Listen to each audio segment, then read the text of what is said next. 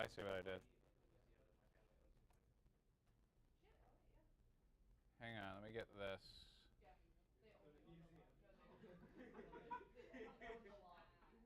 I told you kids, no running into my lobby. Okay, so here's mine, right? Should we just open our speaker plot then? Yeah, just open up anything. It doesn't matter what it is. Okay. Okay. In CAD. Open up anything in CAD. Doesn't really matter. So what we're going to talk about today is what happens when you output this thing, because you're not really going to share the CAD source file, right, with people, because not everybody has CAD, and that's why PDFs exist. And generally speaking, I mean, I think we are. I mean, I certainly am. I very rarely do I deal with pieces of paper anymore, just because I lose them. So in our process here on Productions, we mostly stick to the electronic version. Every once in a while, you might actually put some of this on paper, maybe during a load-in or something, if you need to distribute it to people and not everyone has something with them that they could view it electronically, then fine, put it out on paper. So you do have to think about what this would look like on a piece of paper. But for the most part, we're looking at delivering this electronically. And usually electronically means PDF, okay? Although you do still want to make sure on the server that you're putting your source files and everything, because we do want to be able to look at that. So this process is called plotting in the world of AutoCAD. You plot your drawings. And there's a difference between a plotter and a printer. Although the distinction is losing a lot of its meaning lately. And I mentioned this last week, that a plotter, in the strict sense, it was essentially a robotic arm pen. So you would put a piece of paper into this machine, and there was this sort of like robotic arm that had a pen. I mean, it was literally a pen. You could pick it up and write with it yourself. Okay, and this pen would be loaded into this robotic arm, and it had a stepper motor that would run the pen back and forth, and then it could push the paper in and out. And as it did that, it could actually draw your graph. Okay, it's very cool to watch.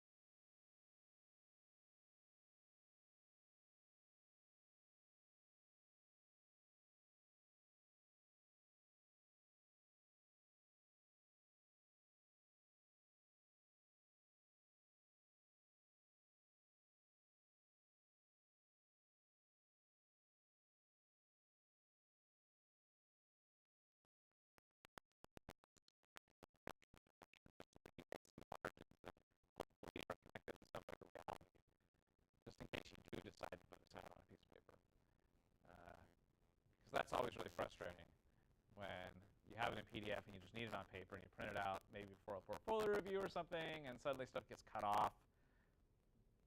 That's really a bummer, especially because you probably put it off to the last second and you don't have time to redo your layout and replot. I know how it goes. I know that that's what you guys do. So just a heads up. I see you. I know what you do. It's not like we try. It's just, you know. So I'm going to go to Clarence here, and I'm going to go to tabloid, which is 11 by 17. And then you can define scale in here, although I would not necessarily recommend doing it there. I'm honestly not going to spend a whole lot of time with you guys talking about plotting and scale because we so rarely do it. It's just not a part of our world that is important, okay? If you get yourself involved in a project like that and you really need to figure out how to get scale to happen, we can talk about that. And honestly, you might even be better served talking to one of our like TD faculty because they deal with that all the time. And there's a lot of nuance to what the best, because there's several ways to plot and scale on AutoCAD. You can do it here with the printer. You can do it by scaling your viewports. There's a couple different ways. And there are very passionate opinions about which is the best way to do it. And I don't really care because I so very rarely plot anything in scale because very rarely do we need that bit of information because we're not actually building any of these things we draw, okay? So we don't need to be able to put a scale rule on it and know that, oh, that is a 6 foot 3 1/4 inch piece of wood that I have to cut. I just don't need to know that. The things already exist. The loudspeaker is the size that it is. And I can't change what it is. I just need to have a picture showing me how it fits into the place it goes. And usually I don't need it to be in scale in order to do that. Okay, so I'm not going to spend a whole lot of time, really any time at all, other than what I just said, talking about scale, because it's not really a part of our world. Okay? However, plot style is important.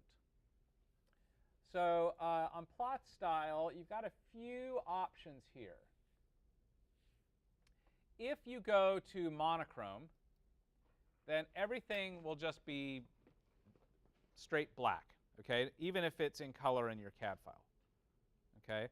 So all the color information just goes away. If you do grayscale, it will take your color information and assign some sort of value between white and black to that color. So some shade of gray will be assigned to that color. You're probably going to be wanting to do a lot of things in color, though, so I would not recommend that. One of the most common things that you're going to run into color-wise is that the drawings of the theaters that you're going to get are going to have all these little lines on different layers, and the layers have colors to them. Okay, that's going to happen quite a bit. And you want your stuff to be in color, but you don't want any of the other stuff to be in color. Okay? And you might spend a whole lot of time wrestling with your print style here to figure that out and realize that there's no way to do it because you can't, in this window, say, I only want these things to be in color and the rest of it to be in black or grayscale or whatever. So let me explain how you might go about that particular situation. So if I go back to model space here and look at my layers, what do you notice about all these layers? They all have the same color, right? Except for mine, which is sound. Okay? So how do you do that? Well, let's go get a drawing here.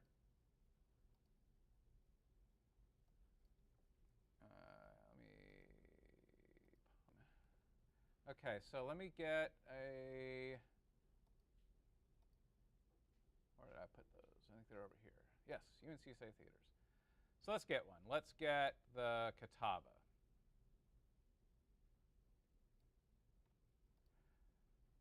Okay, so here's Catawba. And I'm going to open up this ground plan. And if I go into model space, you'll see all these things are in color, right? So what I'm going to do is I'm going to go into my layer manager here. I'm going to put myself into layer 0. Turn that layer on. And then I'm going to select all the other layers. So I'm just going to select the first one and shift-click on the last one. So they're all selected.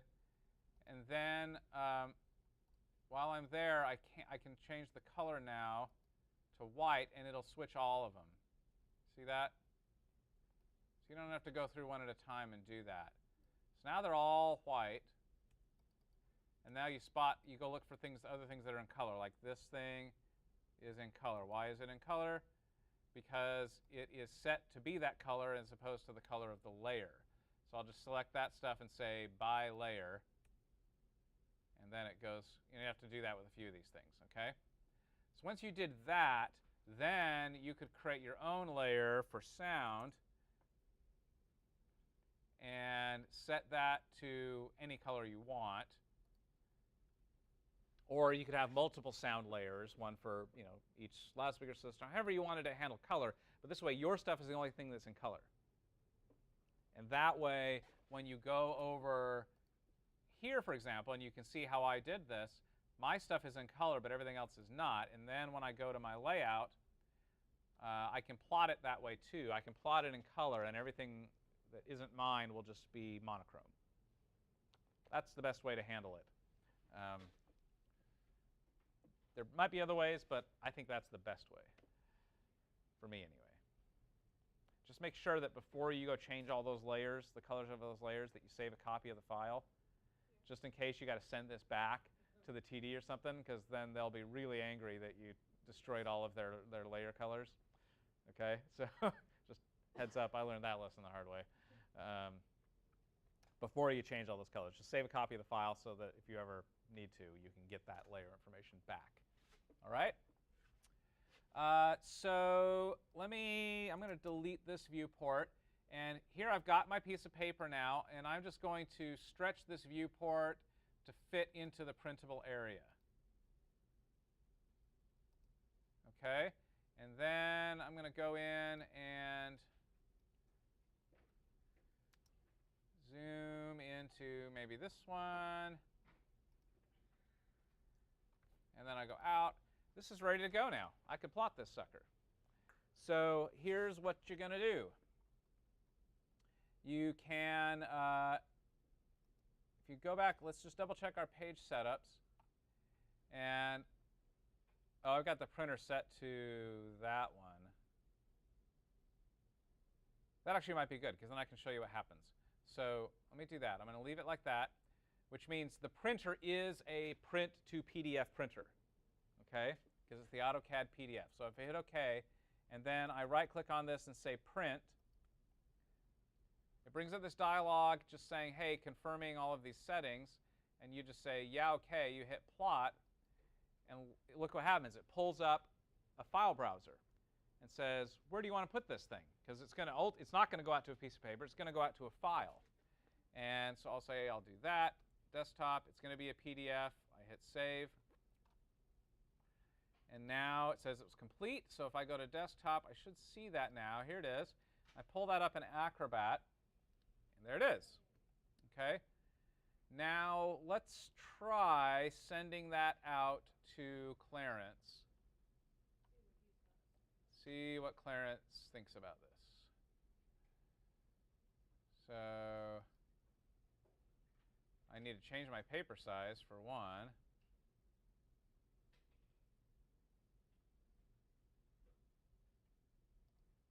There we go. And let's double click. Tabloid.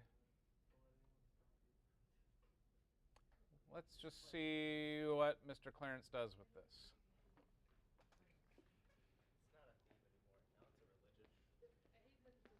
Now it's a religion. I hate that the religion. Yeah, it is religion. Oh, I hear something. Oh, I hear Clarence. He woke up.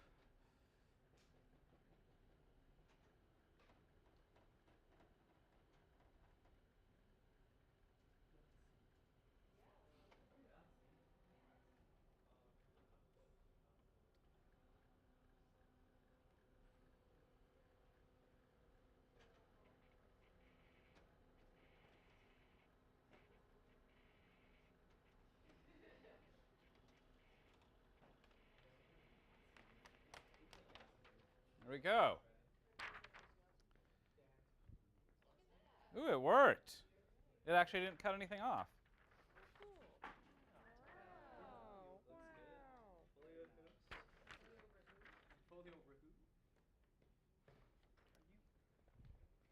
Yeah. Are you serious? So there you go. All right, now, hang on one second.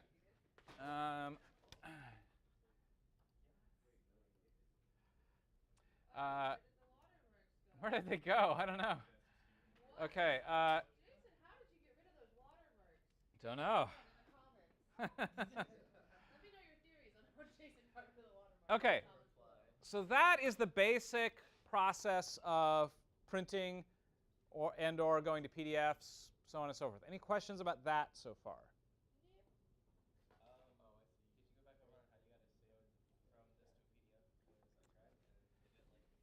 So if you go to Edit Page Setup and you select that printer. Now, if you want to do it using Clarence,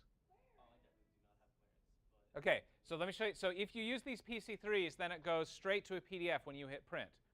But if you want to make sure that you're using Clarence's printable area, even in your PDFs, you can select Clarence as your printer. And then when you go to print, see, notice how this shifted now? My viewport changed. So now I can adjust my viewport, recenter. Looks like that'll all fit. And then when I go to print, it brings up the dialog again. And if I hit plot right now, it'll actually go straight to Clarence and a piece of paper will come out. But I could also do save as PDF, this is a feature in the Mac that anything you print, you can always just take to a PDF. And it will generate a PDF using the settings on the printer. And then you can put it out, and that will be just fine. Let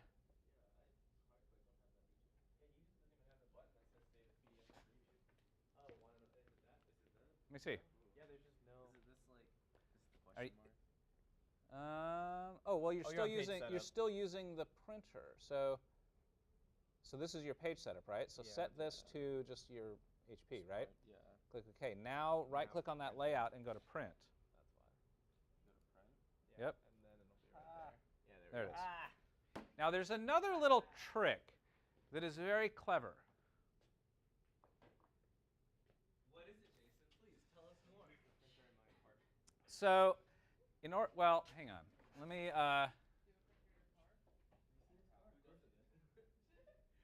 cop. That was your excuse. I'm a cop. You're a dedicated You're not a Christmas cop, fan. cop Mustang dog. Sorry to tell you. He's a cool cop. He's a rogue He's a cop. cool cat. You're gonna make a made-for-TV movie about him. I mean, yeah, but those things can actually go. So watch this. Watch carefully. What's up? Well, let me explain what I'm about to do first. Back in the olden times, when PDFs were a new thing, and everyone was like, "What is this thing? And how do we do this?" Not everyone had the ability to, it required special software, and it was kind of weird. But one of the, ultimately Adobe's claim to fame, like one of the first things they did was this concept called Postscript. And the idea behind Postscript was that when the original Macintosh computer came out, it had all of these really cool fonts that wasn't a thing. I mean, computers didn't do that until the Mac came out, okay? And so you had all these things, and not all the printers could really handle that. And they wouldn't print those very well because they would convert them to like raster images before it went out to the printer, and then it would look weird. And so Adobe kind of worked with Apple to create this Postscript technology. And the idea was that the printer itself would have the fonts on there. So the printer would have files that dictated how the fonts get drawn. And then what you would send to the printer were just instructions that said, use this font with this text at this height and everything, and the printer would figure out the best way and the cleanest way that it could print that on a piece of paper to look the best, okay? It's called Postscript. And that would also apply to lines. So anytime that you sent a vector image, you weren't, if you were trying to plot something in vector, and vector is like what you do in AutoCAD, which is you're drawing lines. You're not drawing pixels, okay? So instead of sending the picture to the printer, you're sending instructions of all the lines. And that was called a postscript file. And then you let the printer figure out the best and cleanest way to put that on a piece of paper. It was great. It allowed what came out of the piece on paper to look even better than what you saw on screen, which had not been a thing until then. So Postscript is this instruction set. So everybody that was doing anything interesting with printing or plotting when PDF came out was well familiar with Postscript. Okay, Postscript was, in fact, they would save sometimes their files instead of plotting straight to the printer. They would sometimes save the Postscript file, and then you could take that over to a computer or go maybe even straight to the printer and put that Postscript file right into the printer, and it would print it out, right? So people were familiar with how to get a Postscript file. In fact, you would have dummy printers on your computer that would just print to a Postscript file, okay? And so when PDF became a thing, what PDF did was it basically was a technology that would convert Postscript files into PDF files. What PDF stands for Portable Document Format. And Adobe said, we're going to give away a free app that will let everybody look at these PDF files, these portable document files. Therefore, that is a file format that you can share with people, and everyone will be able to look at it, even if they don't have the software that you use to create that image in the first place. So the way that you would create PDFs was you would take your Postscript file and you would run it through another app that Adobe made called Acrobat Distiller. And what Acrobat Distiller would do is it would take those Postscript instructions and essentially do exactly what a Postscript printer would do, is it would draw that picture that was in those instructions and save that to a file in the portable document format that then you could share to other people, and anybody could look at it with that free Acrobat PDF viewer, okay? Everybody with me so far? Now, since then, PDF is now this enormous thing, and everyone has it, and it's no big whoop, and making them is a piece of cake. But that fundamental technology of Postscript to PDF still exists, and that usually generates the best-looking PDF files still to this day. I think sometimes you'll find that if you go straight to PDF from AutoCAD, those PDFs often get rendered in very bizarre ways. The line weights get a little weird. Things look a little off. Quite often, you can get much better results by going to Postscript first. The good news is, on a Mac, going to Postscript is built in. If you're on Windows, you have to create a dummy printer that is capable of doing Postscript and then set it to print to file instead of print to printer. And then when you print to that printer on your computer, it will dump out a Postscript file. But on the Mac, you don't have to do that. So here I am. I'm in my plot view, my printing view. And if I go to the printer settings or printer configuration, see this little icon here next to printer? Everybody looking? See where I'm about to click? Yes, Jason.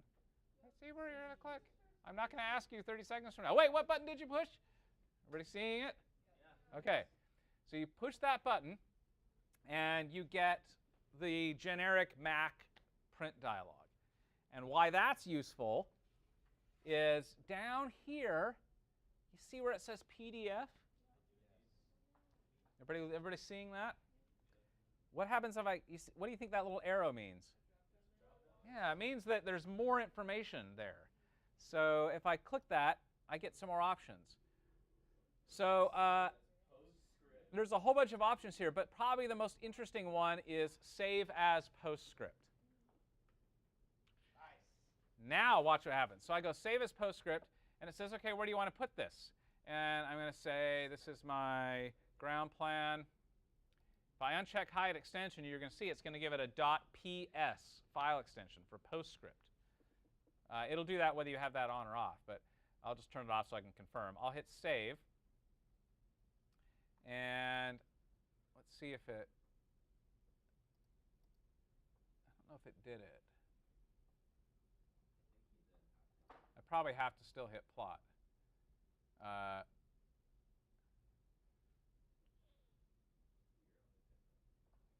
Well, let's see. I don't know if this will work or not. It's probably going to go straight to Clarence. Yeah. Wait, did it? Is Clarence doing something? Oh, it is. Okay, so that's not going to work.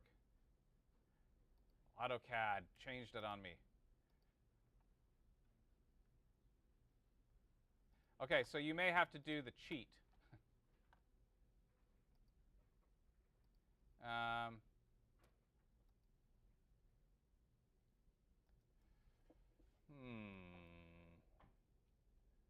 I might have to come back to you on this one, because that used to work.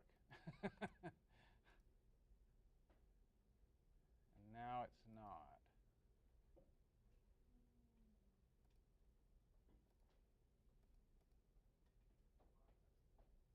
All right, I'll come back to you on that.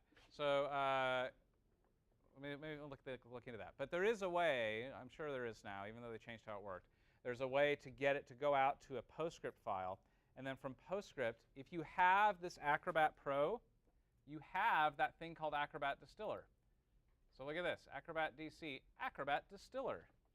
And if you drag your Postscript file onto that, then it will pop up this little dialog and say, ooh, what kind of PDF do you want to make? And you can do all the little settings exactly how you want, and it'll create a PDF file that usually looks a lot better. Okay? It is. It's very cool. I'm bummed that it didn't work, but I'll come back to you maybe at next class with the new way to go to Postscript, because the old way is not working. So.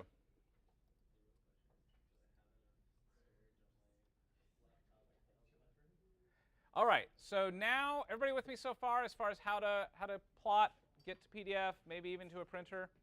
Okay, so then the last thing we're going to talk about is what we call, some people call this plating, or which is, it's all about like, okay, how do I make whatever then comes out on that piece of paper look really awesome, including with appropriate labels and contextual information and everything. The most common way to do this is with what we would call a title block or a border, and this is and all this is another little CAD drawing that you make that has, you know, things like, this is the name of this drawing, this is what you're looking at, this is who did it, this is when it happened, maybe this is the project that it is connected with. Maybe you're making a whole bunch of them. You can say this is drawing or plate 2 of 30 that are all going to be bundled together in one thing. That's all very helpful information and can really help make, if you're going to generate lots of drawings, which you will on any project, it helps unify them all, make them all go well together, because you look at every one and they all have that same kind of base information. So what I'm going to show you how to make a title block that can be useful. So first of all, let me go to a new layout here. And I'm going to erase this viewport for a second. And I'm going to set this to here, and I'm going to go to 11 by 17. There we go. So watch what happens here. I've got one of these things already ready to go. Okay, so I'm going to show you the result first, and then I'll show you how to make that for yourself. Okay, because that's part of the project. So I'm going to go to Insert. Now notice I'm in paperspace when I do this, and I don't have a viewport. That's important. No viewports. I'm not even looking through the viewport into model space. I'm just in paperspace. It's sometimes a good idea to make a separate layer for this before you do it. So I'm going to make a layer. This is going to be I'm going to call this my border layer. Oh, there already is one. Then I'm going to switch to that. Let me turn it on first.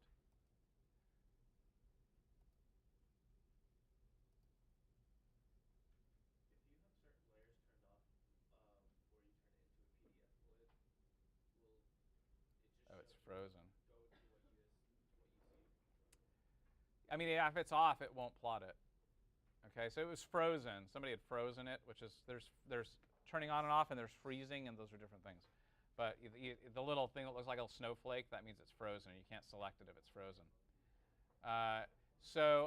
Now I'm on the border layer. This just means that when I insert this thing, it'll go on a layer that's not being used for other things in my drawing, which is super important. You can also do this on layer 0 if you want. This is probably the only thing that you could use layer 0 for that people aren't going to give you a hard time about. But best practice would be create a separate layer just for your borders, put them on there. So I'm on the border layer. I'm in paperspace, and I'm not looking inside of a viewport. Okay? All of those things are super important. Now, watch what happens.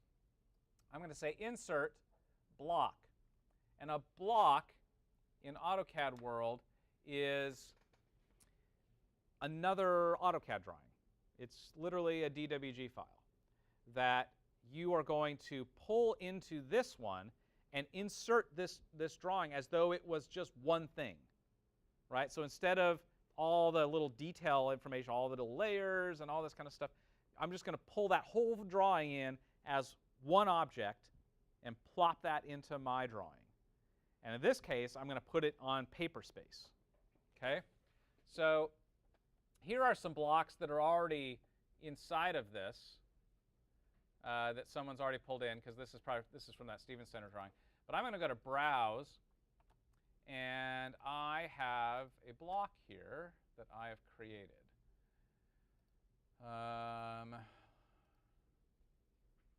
So it's called Border Tabloid New. Border meaning it's my border. Tabloid meaning it's set up for a tabloid-sized piece of paper, which is 11 by 17. And new means that I tweaked it a little bit for you guys today, just special. Okay? It's the new version as opposed to the old version, okay, that I've been using for 18 years. Because I pulled that out the other day, and I was like, oh, I should teach them how to make these. And I went, wow, am I really still using the same one that I made 18 years ago, and I haven't changed it ever since then? I thought I should tweak it a little bit just for them.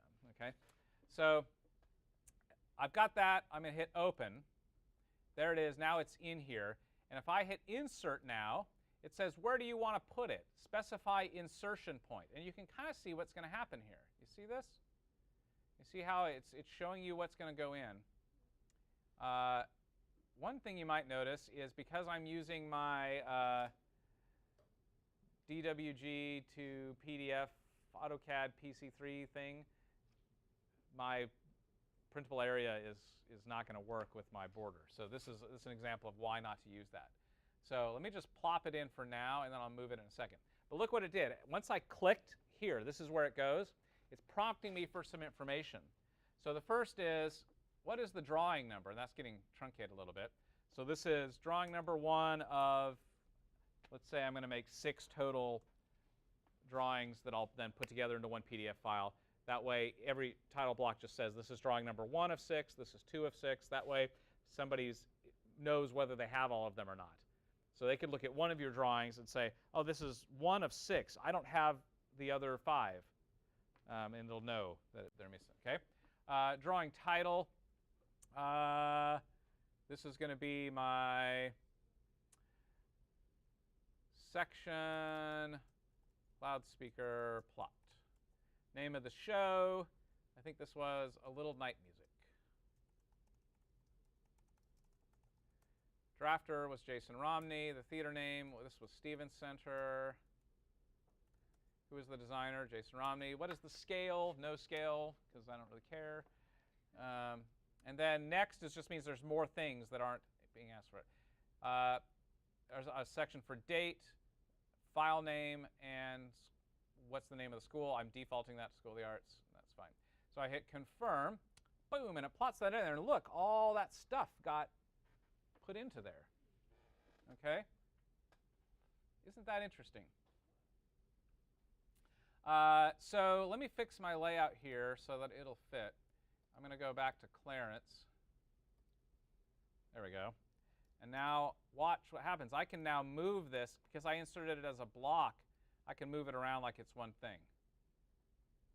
Okay, so I just position this in here. That's all good to go. And now I can draw a viewport. And I'm just going to snap to this area here. See that? And now I can go into this view and say, I said this was the section, right? So zoom to, let's see,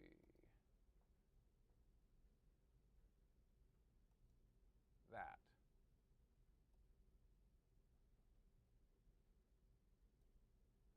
And I click back out.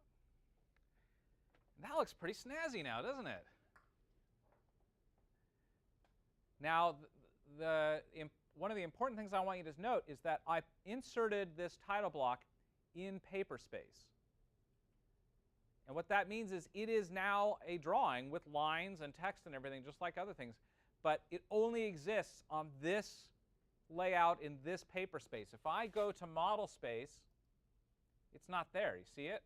Because I didn't draw it as part of my model. It is an object that exists only in this layout. Okay? That way, the attributes can be different. So you would have multiple layouts on here, and they could each have an instance of that title block, and they could have different information in those text boxes. Okay? So make sure you have a special layer for borders, and that you're inserting these in paperspace on that layer. Okay? So how do you make one of those snazzy things, Jason? Excellent question. I'm glad you asked. Well, let me show you first. I will open up this file and let's interrogate it a little bit. So here it is. So you notice it's just a CAD drawing. I just drew it. It's just lines and text, just like everything that you've drawn before. Okay, so I just drew that. And I drew this box based on an 11 by 17 size of paper. And just to be, now, there's a lot of schools of thought about this, okay? A lot of people say, hey, it's a bummer to waste paper space. And what it means by that is you don't want to waste area that you could be printing information on. And that is true, but I also want to save myself some time, and I don't want to have to resize my border every single time I put it on something for a different printer. Now, there are really snazzy things you can do. You can create, you can put some dynamic properties into this block that would allow you to stretch it easily without having to reconfigure stuff. That is beyond the scope of what I'm interested in teaching you, because my goal for this class was to teach you AutoCAD in half a semester. And today is the half semester mark. So we're kind of done learning AutoCAD after today, okay? So there's all kinds of things about AutoCAD that I'm just not going to teach you. And one of them is dynamic blocks, okay? So if you want to learn that, you can take another CAD class, but not this one. So I would rather just err on the side of something that I'm convinced will probably always fit without having to be resized, even if it means I end up with some margins that, I could have printed on. So I'm just going to say if it's an 11 by 17 piece of paper, then I'm going to assume I have a ½ inch margin all the way around. That's a safe assumption, I think. Most printers should be able to accommodate that, except for clearly the AutoCAD DOWG to PDF thing, which is annoying, but that's what I did. So if I take a ½ inch off every side, this becomes what size of a box? ½ inch. A ½ inch from each side, it becomes a 10 by 16, right? So I drew a 10 by 16 rectangle. You see, that's what that is. And then I just, drew lines, okay? So, and this is, I'm going to let you be creative here. Okay, when you can make your own. It doesn't have to look anything at all like mine. Okay, but I am going to have you include some very specific information. So what I'm going to ask you to do is if I go to assignments and you look at this assignment, which is the printing and plotting assignment, I am going to say that I want you to create a title block, and I want to have you do 3 of them of 3 different sizes. One for an 8.5 by 11 size paper, one for an 11 by 17 size paper, and one for a 24 by 36 size paper, because those are the ones we use most. Okay? 11 by 17 is the one we use most of all. And it should have the following information at a minimum. So I want the drawing number. I want the total number of drawings. I need a title for this drawing. I need a project or show name or title. So what project is this associated with? A value for scale, even if that just says no scale, which is what it will say in most cases, because again, you're going to share this with other people, like a TD, who is going to be expecting scale, and you need to make sure that they know that not to put their scale rule on this thing, because it's not going to give them information that is useful. Okay, so an area for scale, an area for the name of the designer, whoever designed the thing that this drawing is based on. If it's the sound system, who's the designer of this thing? The drafter, who drew this, because sometimes that's not the same person. The person who designed it isn't always the same as the person who drafted it. Sometimes it's the same. The name of the theater or the venue. So where is this happening? So the project would be the name of the show. The theater or venue would be Stevens Center in this case, that kind of thing. And I want the date. And that date should auto-populate on the date that I hit print. Okay? The date that this PDF was created. Okay? So and that should be an automatically generated thing. You shouldn't have to be manually entering that date. So I'll show you how to do that. A file name. And that should be also automatically generated. The name of the file where this thing came from.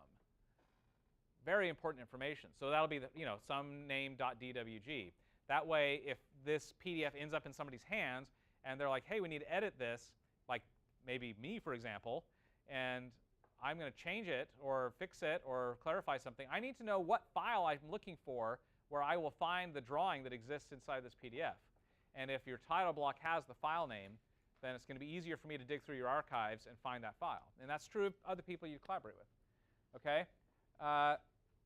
And everything except for date and file name. Date and file name should be automatically generated, right? Because that's information that exists.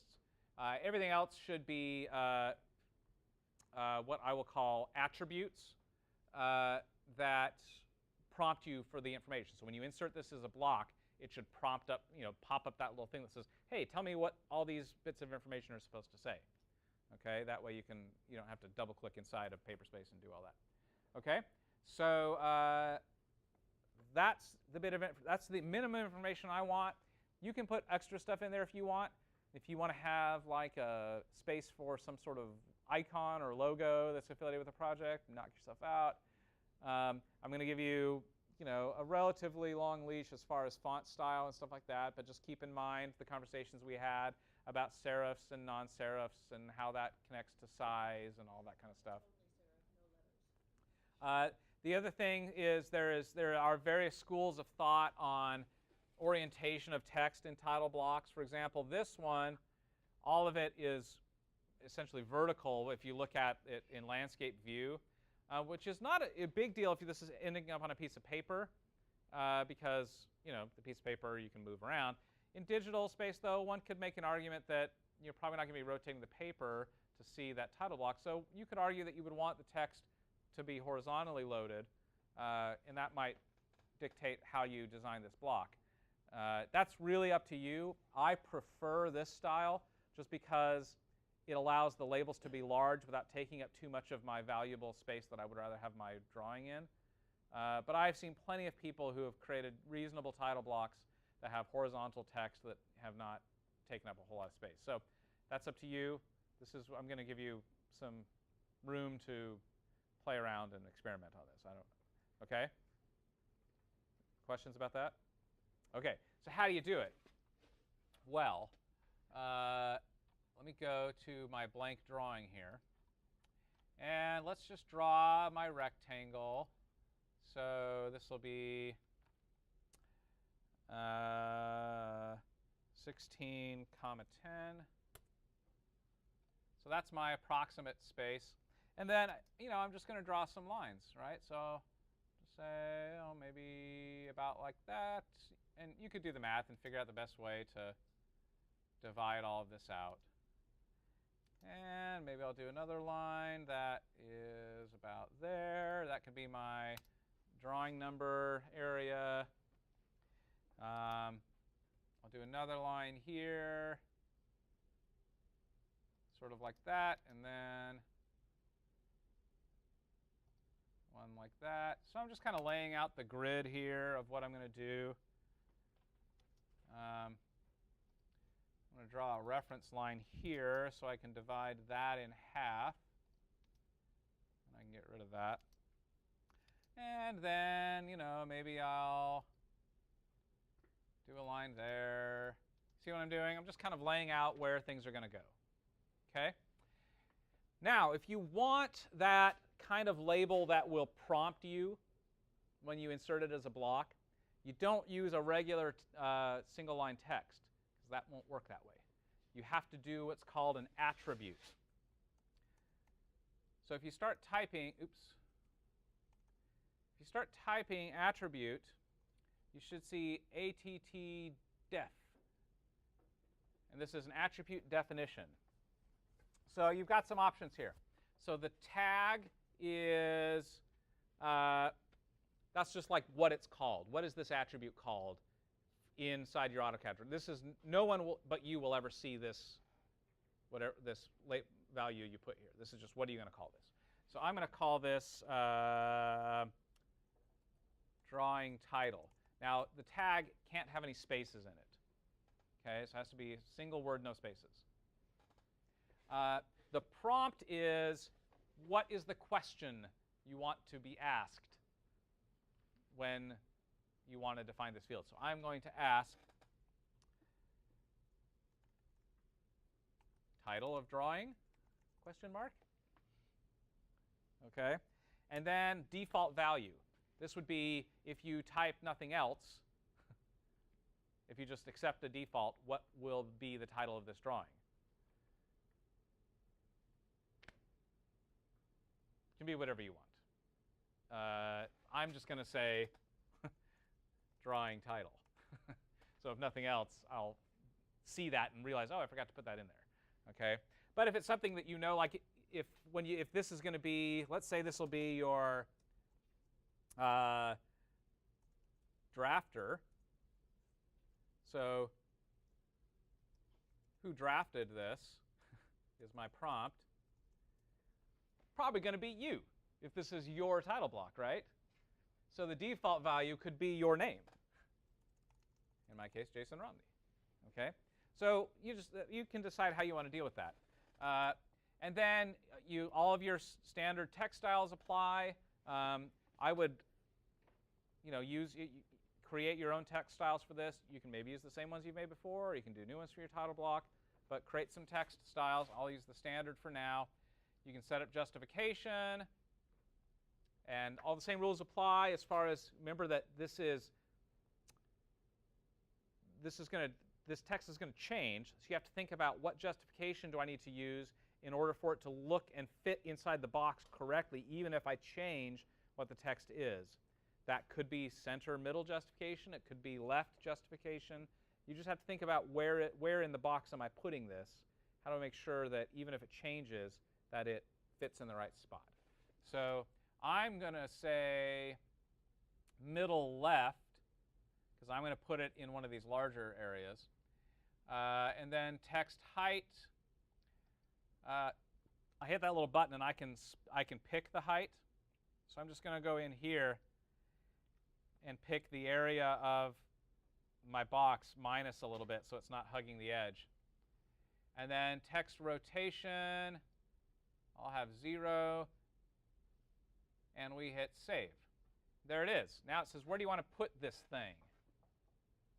So for now, I'm just going to plop it there, and then I'm going to rotate it. So it's that direction. And then I move it into this spot. And then put it in there. Right? Make sense? Now, and then if I wanted to be a little bit slick, I might go in here And if you click on it now, you can now edit those. Let's see. There you go. If you go to all, then here you can change the tag, so you're not stuck with that. You can change it over here in your properties dialog. But I could also tweak my text height. So if I thought that was a little big, maybe I could just go to 0.5, shrink it a little bit. The only other thing you might want to do is figure out a width on this thing. Because if you look at mine, where did it go? There it is.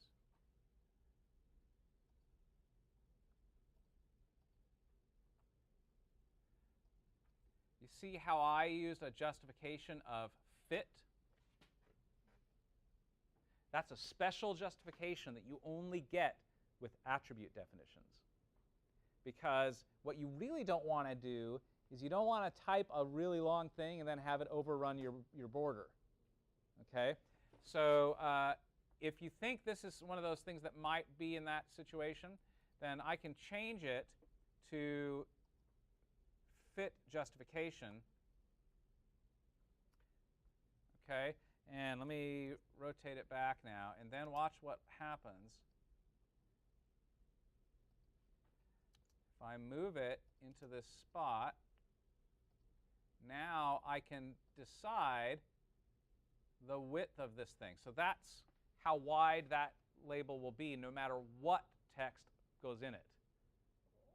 Okay?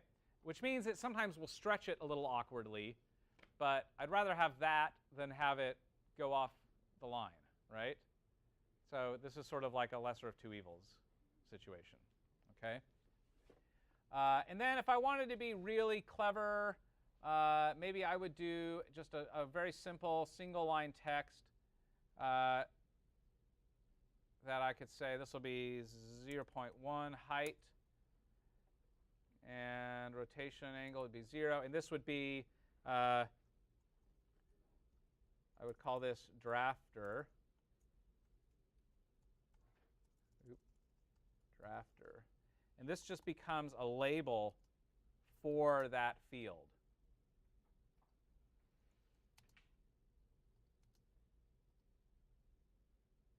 Right? Because ultimately I'm going to have somebody's name in here. It won't just say drafter, it'll say somebody's name, and I need to have the person looking at this know what that name means. So I put that in here. And that will always, that's not a dynamic thing. That will always say drafter. And that way, when I insert this, that prompt will come up. I'll put the person's name in, and it will always have that label that says drafter. Okay? So now that I've got that, oh, wait, let me show you the other thing. So how do you do the date and file name that automatically show up? Well, let me show you this. If you go to Insert Field, a field is a little bit of data that is connected in some way to your drawing. It's metadata. If I want a date, I go to Date and Time, and I select Date, and you can say, what's the format of this date? How do you want it to lay out? I'll just do that one. And you click Choose, and then you can plop that somewhere.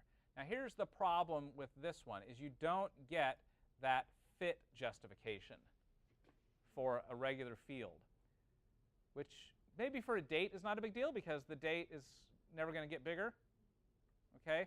But if you're going to do a file name one, for example, that could be huge, right? Or small, it just depends, right? You don't want to have to be thinking too hard about that. So the better way to do that is I will create a new definition, a new attribute definition, and I'll call this the file name. And the prompt is going to be, I'm just going to leave these blank. Put it in there. Now watch what I'm going to do is in that definition, I'm going to first go off here, go to that insert field value, and I'm going to go find the value for file name. Here it is. And you can say, do you want the path and the file name or just the file name? The path means where it was on your computer. right? So Macintosh hard drive / user / me, and that'd be a really long thing. You probably don't need that. All you really need to know is what is the name of the file. So I would switch that to file name only. And look, you get a little bit of scripting code here, which is that attribute or field expression. And if you just copy that,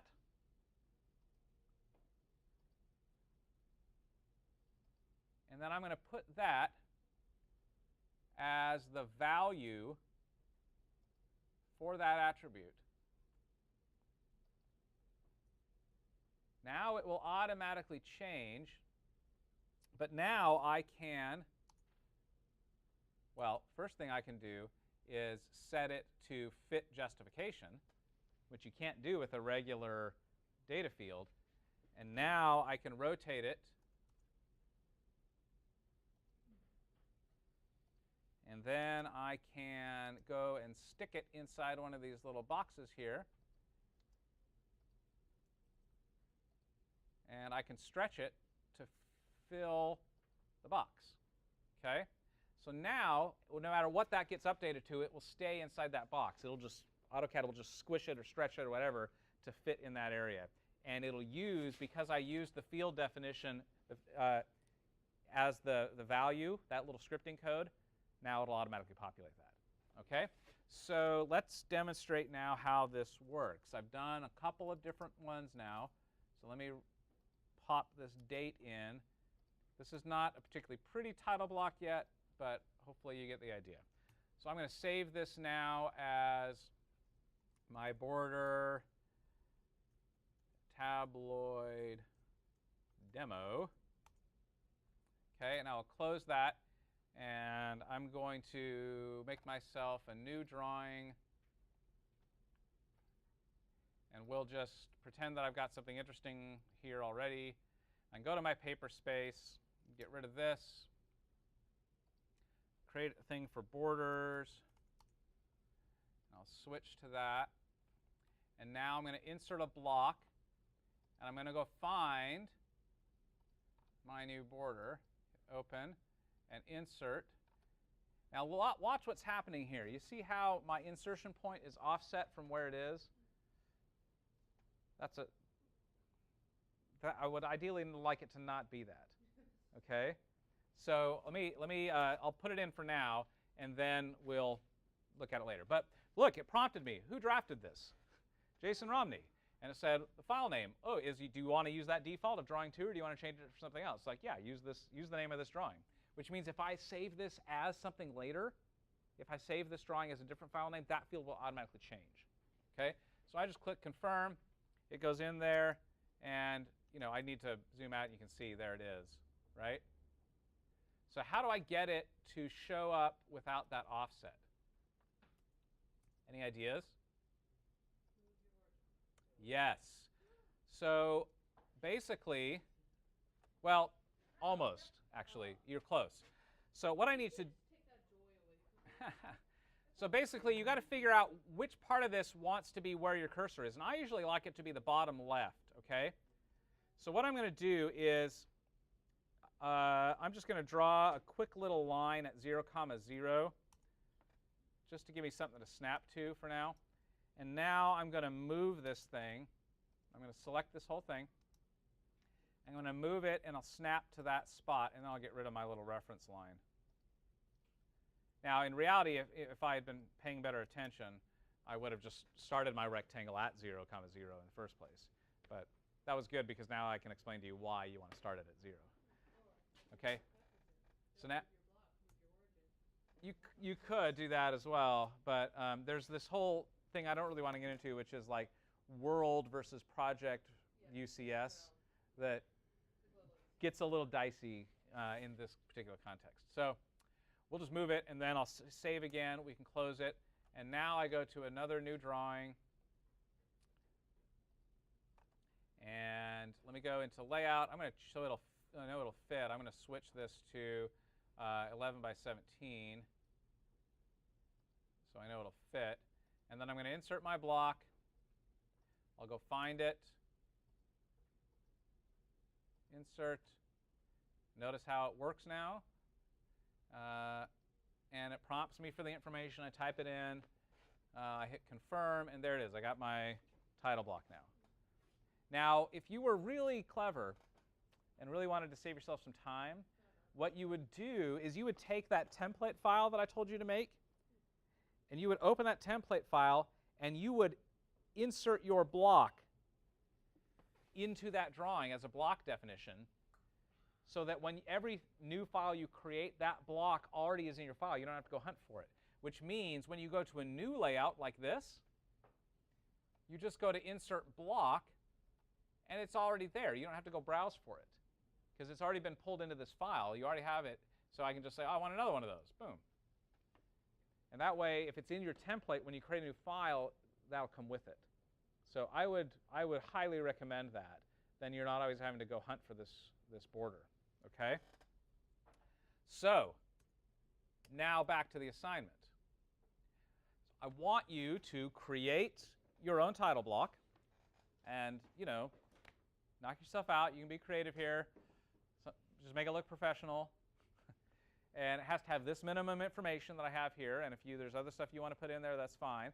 Just realize that every bit of information you put there takes up space on your page. So choose carefully. And I want you to create 3 different sizes, an 8.5 by 11, an 11 by 17, and a 24 by 36. Keep in mind that printable area issue. So when I say create an 11 by 17 border, I don't mean create one that is exactly 11 inches by 17 inches, because that won't work. I did half an inch on either side, but that doesn't always work. As you see with like the AutoCAD PDF, so it looks like the AutoCAD one does an inch on the left and right and a half inch on the top and bottom, or something like that. So you may just want to think about that. What size do I want to make this so that I know it will always fit on that piece of paper regardless of what printer I'm using? Okay. So and then I want you to use that to plot your system diagram that you made a couple of weeks ago that actually had all the labels and everything. So I want you to plot that onto a PDF with your title block. Okay. I want you to also plot your loudspeaker plots. So section and ground plan, and however many ground plans you used to communicate your loudspeaker plot, you would need that. So it's probably going to be at least 3 here, right? Because it'd be the system diagram, section, and ground plan. Potentially 4 if you use 2 ground plan views, right? And each of those should have your title block in it, okay? And if you have drawing numbers, it should say this is drawing 1 of 4, this is drawing 2 of 4, this is 3 of 4, okay? Make sense?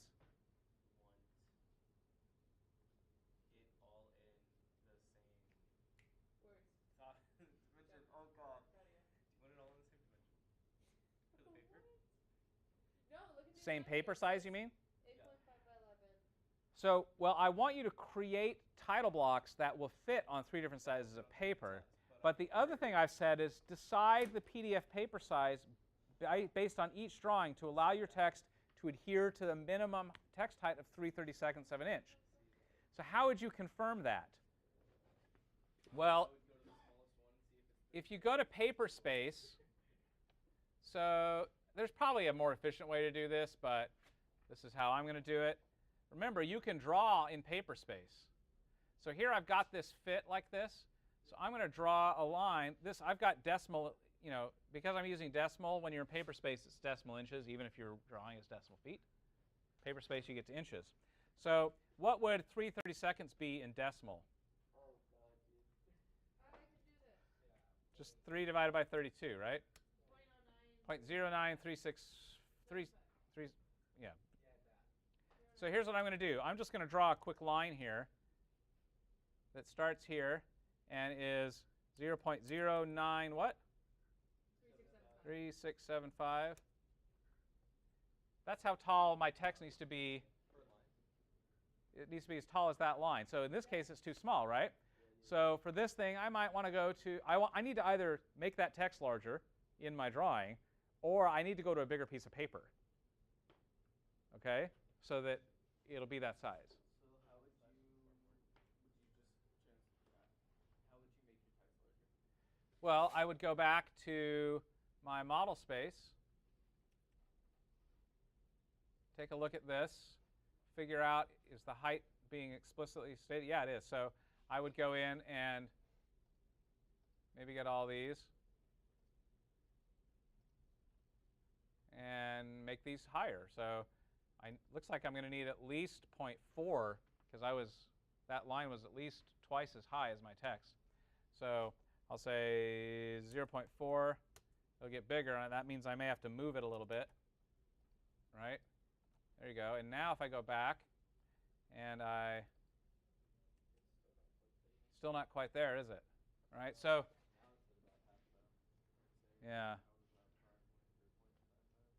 So just go through that exercise and try to figure out what size of paper do I have to do compared to what size of text labels do I need to try to get it to that 3/32 of an inch, because anything smaller than that, and when you dump that out on a printer or a PDF, even to the PDF, the line weights just end up glomming that together, and it's really hard to read.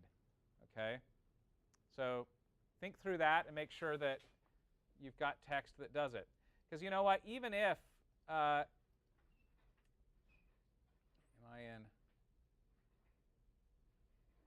somehow I got myself into model space here somehow.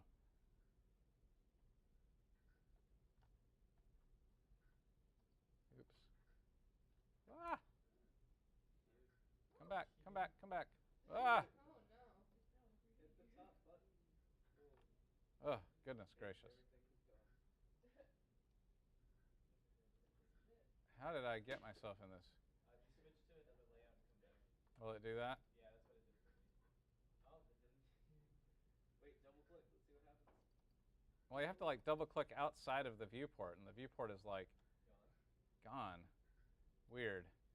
Okay, well, I'll do that again. But anyway, I know I would just make a new layout. I have no idea what happened. So anyway, make sense? Any questions? Have I been clear? Hopefully. Okay.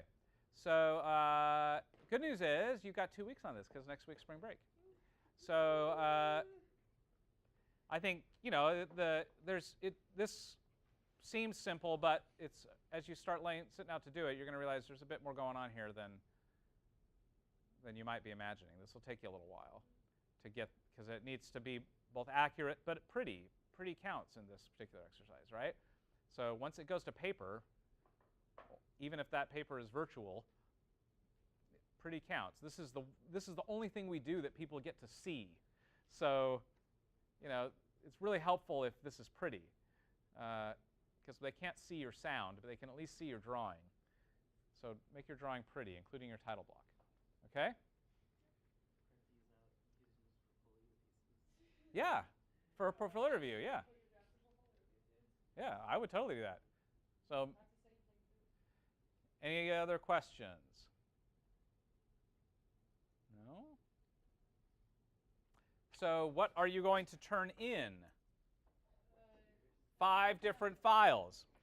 I want a new copy of your drawing template file, your DWT, that contains all the stuff that it used to contain, which was your text styles and your layers and all that kind of stuff, but also with your title blocks in there, already inserted, right? So that I can see that you know how to do that. I want each of your title blocks as separate DWG files, so I can check your attributes and see how you did all of that. And then I want a single PDF file containing all those plots. Okay? Do you know how to get multiple PDF files into one?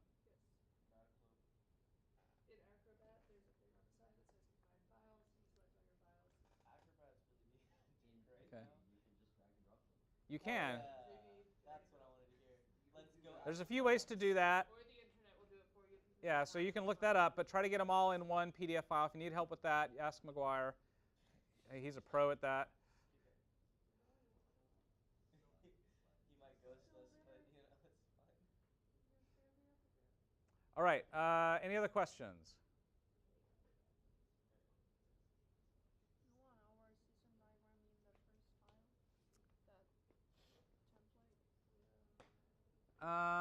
No, the template should be empty. Title board. Right, so what I mean by that is let me get my template. Let me show you what I'm talking about. So where was that project? Somewhere I created one.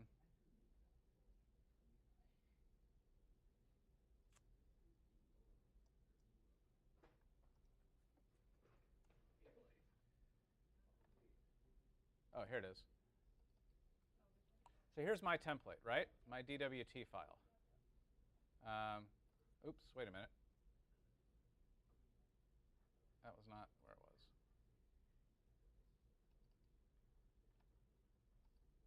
Oh, it was on the desktop. OK.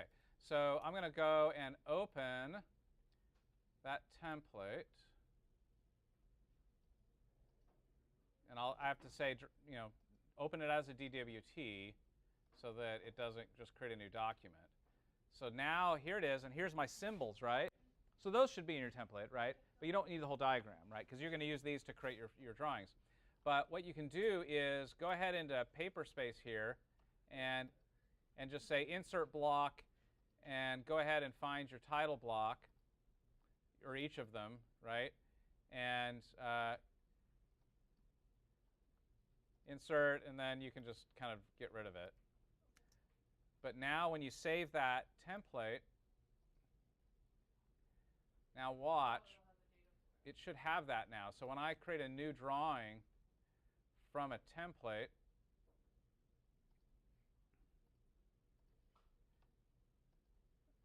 let's see, whoops, come back.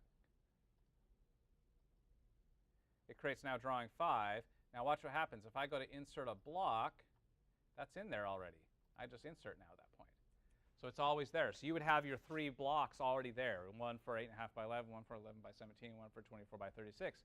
And if that's in your template file, and every drawing you create starts from that template, then those title blocks will always be there. Okay? That's the idea. Okay? Any other questions? Do you want the PDFs in any particular order? I'd assume no, but might as well ask. So yes, I do, but I don't want to talk about that right now. I don't want to talk about it. We'll talk about that when we go over them. You mentioned submitting like 5 different files. If we just have a DWT that has like automatically open the like it just has 3 layouts in it. So when you open it, it makes 3 layouts for each side. Is that fine? No, because I want to be able to interrogate your block. So I want the actual source of the block so that I can see how you did it.